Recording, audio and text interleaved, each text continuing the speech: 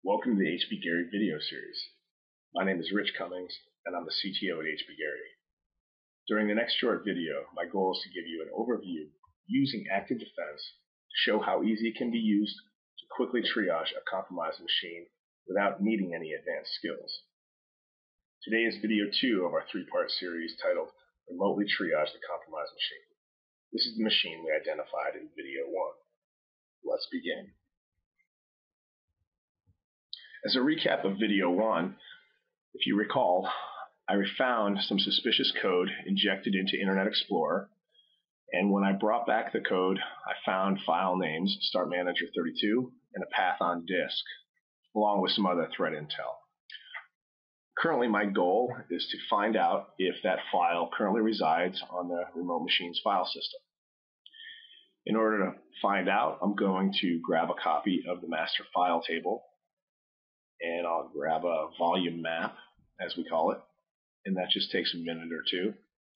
Once I have access to the master file table, I can remotely browse the file system, and I can do this in a forensically sound fashion, and I can scroll through the results of the Windows directory, which is useful, or I can just filter, and I want to filter for name contains start MGR.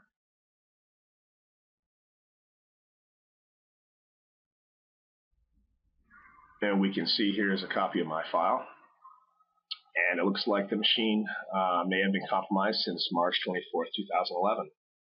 So I'm going to grab a copy of this file for further analysis. Okay, my next goal is to quickly generate timeline information. So first I'll browse the timeline, then request new timeline. Then I just simply want to select a date range, and I'm going to select 1 year or August, and I'm only going to generate system log data timeline, which will include any Windows event log information.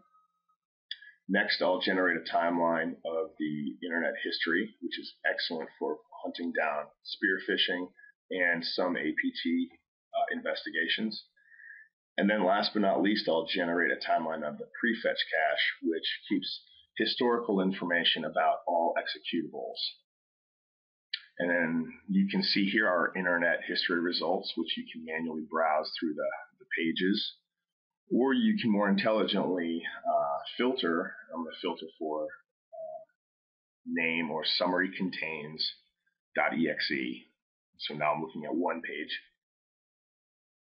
So any threat intel you have, you can filter for that, which really makes it easy. And here I'll search for JavaScript. So you could search for URL or any aspects of the URL here. And then last but not least, the Prefetch cache data. I'm just going to filter for name contains start. And you can see I've got two results, some from March and some from August 2011. And after viewing this, I've completed video 2. Thank you very much for watching. Please stay tuned for the third video titled Determine Scope of Breach. If you have any other questions, please contact sales@hbgary.com.